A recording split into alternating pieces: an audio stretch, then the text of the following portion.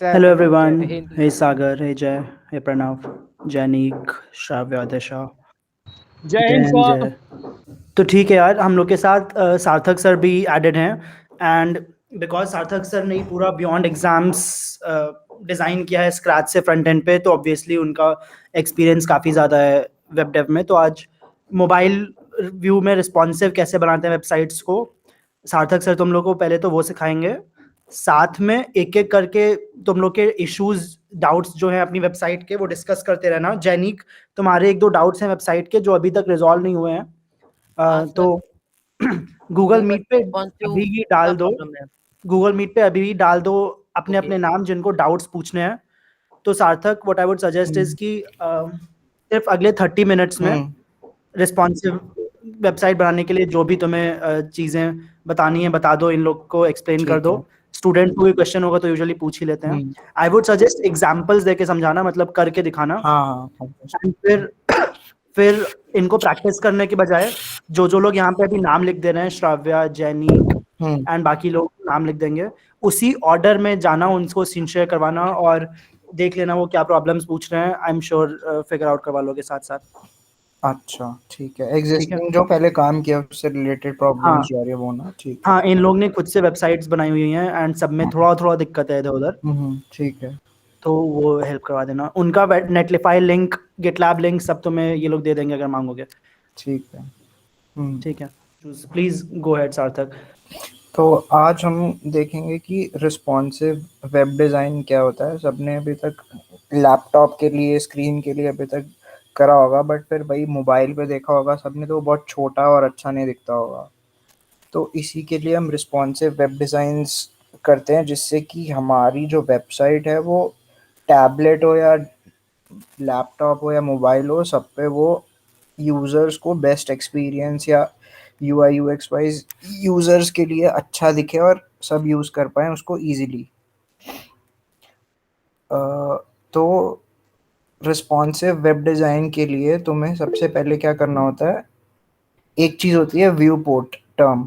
View port क्या होता है कि एक्चुअल हमें कितना स्क्रीन दिख रही है यूज़र को और स्क्रीन का क्या विड्थ और हाइट है हमारी। तो जैसे मेरी लैपटॉप है तो लैपटॉप की स्क्रीन यहाँ से लेकर अभी इधर तक है, तो ये मेरा एक्चुअल व्यू पोर्ट हो गया। तो यहाँ पर जब तुम इंस्पेक्ट करोगे तो यहाँ पर ऊपर टॉप पे राइट पे देखो, ये विड्थ और हाइट दिखाता है। तो ये मेरा व्यू पोर्ट देखो, ये कम हो रहा है, हाइट कम हो रही है उसकी, तो ये व्यू पोर्ट दिखाता है हमारा कितना पिक्सल्स है।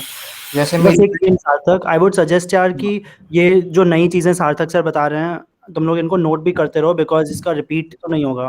तो फॉर एग्जांपल व्यू पोर्ट तुम लोग को अभी तक पता नहीं था, तो मेक श्योर ये चीज़ें नोट कर लो कि क्या है ये चीज़ें। बाकी जो लिंक्स विंक्स हैं जहाँ से ये पढ़ा रहा है सार्थक, वो बता देगा तुम्हें। हम्म मैं शेयर भी प्लीज। कर देता हूँ एक बार उस पे मीट पे। बाकी आई वुड रियली सजेस्ट कि सब लोग अपने नोट्स बनाते रहो। प्लीज गो हम्म, हेड सार्थक। तो ये मैं बता रहा था, व्यू पोर्ट क्या होता है, हमारे यूज़र का विजिबल एरिया। जैसे तुम देख रहे हो कि ये मैं ऊपर कर रहा हूँ तो धीरे धीरे यहाँ पर विड्थ दिख रही होगी तुम्हें 273 पिक्सल्स। अब जैसे जैसे मैं कर रहा हूँ, सॉरी हाइट, तो ये हाइट इसकी बढ़ रही है और विड्थ हमारी सेम है 1349। अब ये मैं पिक्सल कहाँ दिख रहा है? ये टॉप राइट में यहाँ दिख नहीं रहा, यहाँ पर ये रहा, ओके ओके ओके। यहाँ पर ये कम और ज़्यादा हो रहा है हमारा व्यू पोर्ट। ओके, तो अभी मैं यहाँ से जैसे अब विड्थ कम करते हैं हम, यहाँ पे देखो तो 1020, तो ये विड्थ कम हो रही है अब और हाइट सेम है अब हमारी। तो दिस इज़ व्यू पोर्ट। तो हमें सबसे पहले रिस्पॉन्सिव के लिए व्यू पोर्ट सेट करने के लिए जो हमारा हेड वाला टैग होता है उसके अंदर हमें एक मेटा टैग ऐड करना होता है, जिससे कि हम पता चलता है कि हमारा व्यू पोर्ट का विड्थ कितना है और हम इनिशियल स्केल सेट कर सकते हैं। इनिशियल स्केल होता है हमारा इनिशियल जूम लेवल, जो बाय डिफ़ॉल्ट 1 रहता है, इसको चेंज करने की ज़रूरत नहीं होती। अगर तुम इसको ज़्यादा कर दोगे तो वो ऐसे ज़ूम हो जाएगा पेज पे, जो कि रिक्वायर्ड नहीं होता। तो ये व्यू तो पोर्ट, अगर ये मेटा टैग नहीं लगाएंगे तो फर्क क्या पड़ेगा? मेटा टैग नहीं लगाओगे तो व्यू पोर्ट का जो हमें हाइट और विड्थ होती है वो नहीं मिलेगी। तो फॉर एग्जांपल यहाँ पर इन्होंने बता रखा है कि अगर हम मीडिया क्वेरीज यूज़ करते हैं और सेट करते हैं व्यू पोर्ट, तो ये ऐसा दिख रहा है, मतलब मोबाइल में पूरा फिट हो रहा है, मीडिया क्वेरीज हम यूज़ कर सकते हैं।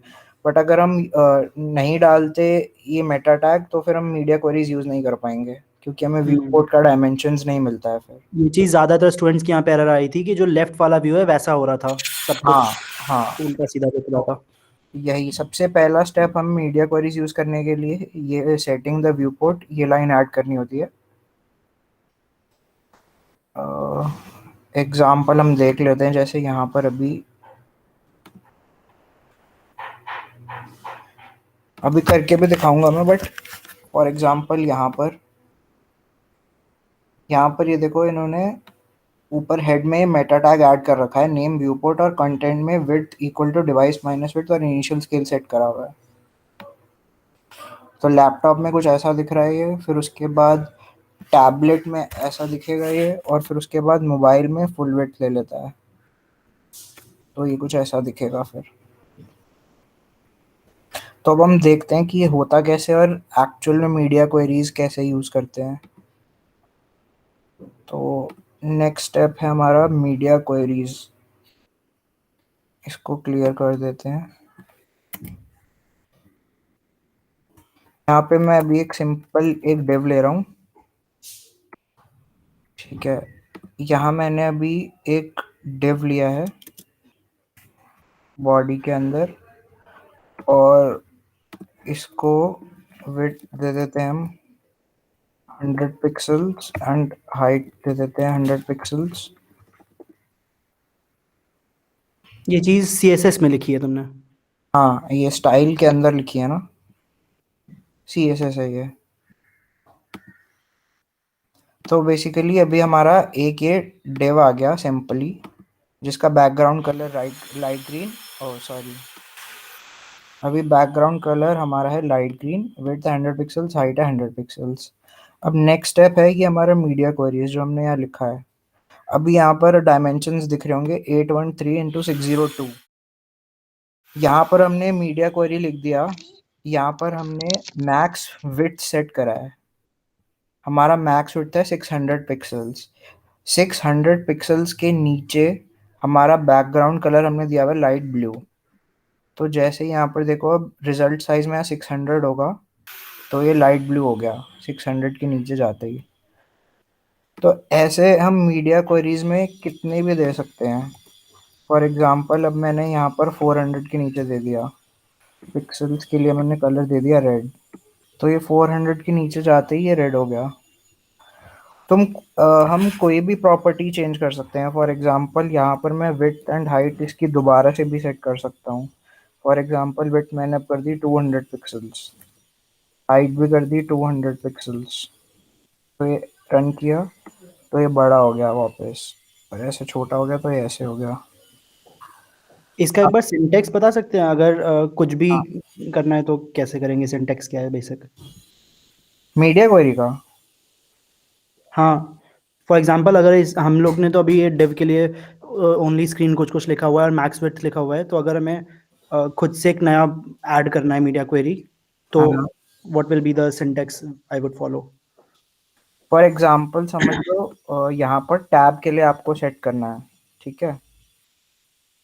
तो सिंपल हमें बस मैक्स विड्थ सेट करना होता है कि आप, ये एक्चुअली इनको बोलते हैं ब्रेक पॉइंट्स, कि इनिशियली हम यहाँ पर जो है ये जब हम मीडिया क्वेरीज नहीं देते, तो ये समझ लो कि ये हमारा लैपटॉप स्क्रीन के लिए, बड़ी स्क्रीन के लिए हो गया। उसके बाद नेक्स्ट हम जनरली देते हैं 768 पिक्सल्स, जो कि होता है टैबलेट स्क्रीन के लिए, या थोड़े और बड़े टैबलेट के लिए 1080 पिक्सल्स तक दे सकते हैं। और ये पहले से डिफाइंड होता है जो पिक्सल ये लिख रहे हो? मतलब हमें कैसे पता चलेगा क्या है, टैबलेट का या फ़ोन का?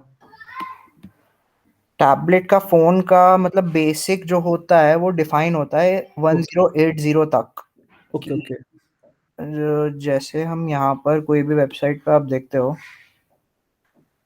तो इंस्पेक्ट करके हम देखते हैं यहाँ पर, मतलब ये डिफाइंड नहीं होता, आप अपने अकॉर्डिंग इसको चेंज कर सकते हो, हम्म।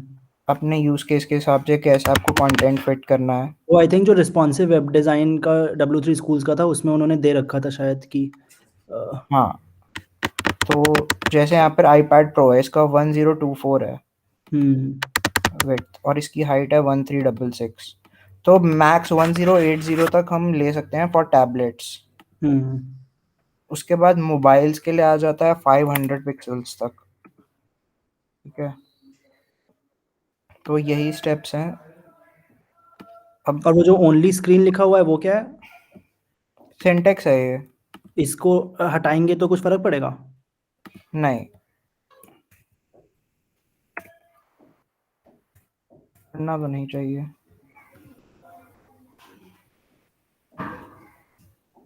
वैसे सिंटेक्स तो यही होता है। वो ब्लू से लाइट green ग्रीन हुआ। नहीं हुआ, नहीं हो गया। हो गया, ठीक है, ठीक। नहीं वो, हाँ ऐसे चल रहा है। हम्म। हम्म, तो हमेशा ओनली स्क्रीन लिखते ही हैं? मतलब हर जगह मैंने तो देखा है सिंटेक्स में लिखा होता है। ठीक है, तो लिख देते हैं, क्या पता कुछ दिक्कत आ जाए। हाँ। जेनी कह रहा है कि it is like if and else. तो आई थिंक सही कह रहा है कि बाय डिफ़ॉल्ट ऊपर वाला होगा। अगर मैक्स विड्थ 1080p से कम है तो वो वाला होगा, अगर मैक्स विड्थ 500 के अंदर है तो नीचे वाला होगा, है ना? हम्म। इफ एल्स की तरह है। नाइस। ठीक है, तो हम अब बेसिकली, और एक चीज और होती है कि हम यहाँ पर मिन विड्थ भी दे सकते हैं। उसमें क्या रहता है,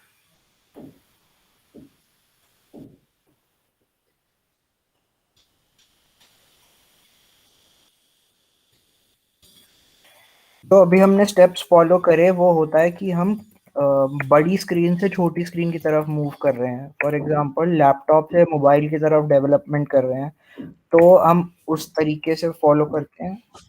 और अगर हम पहले मोबाइल के लिए बना रहे हैं स्क्रीन्स, तो हम पहले मतलब मिनिमम विड्थ यूज करते हैं। फॉर एग्जांपल मिनिमम विड्थ मैंने दे दी 1080 पिक्सल्स। तो मिनिमम विड्थ अब 1080, तो 1080 के ऊपर जाते ही हमें यहाँ पर एक रेड कलर का दिखेगा डिव, जिसकी हाइट और विड्थ 200 होगी। उसके बाद हम नेक्स्ट जैसे करते हैं।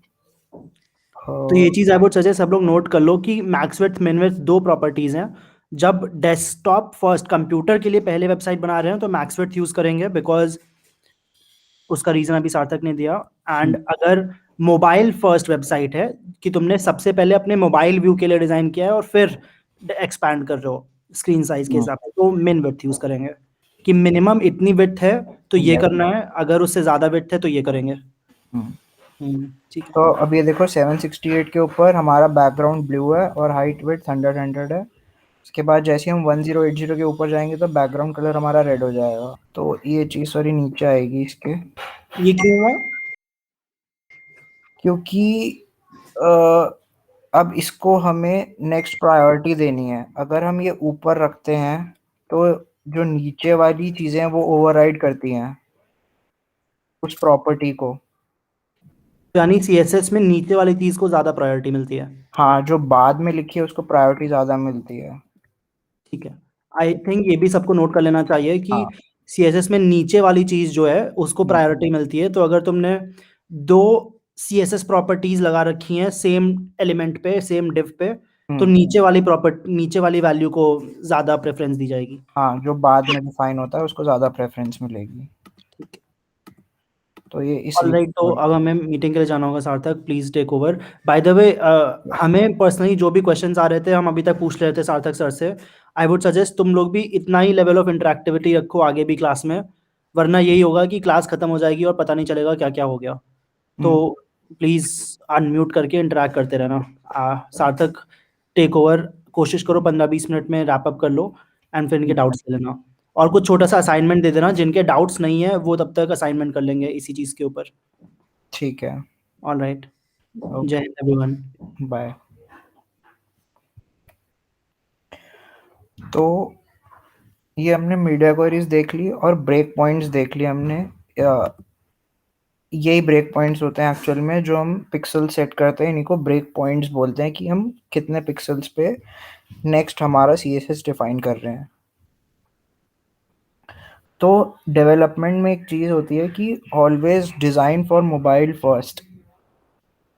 बहुत से डेवलपर्स ये फॉलो करते हैं और बहुत से नहीं भी करते हैं।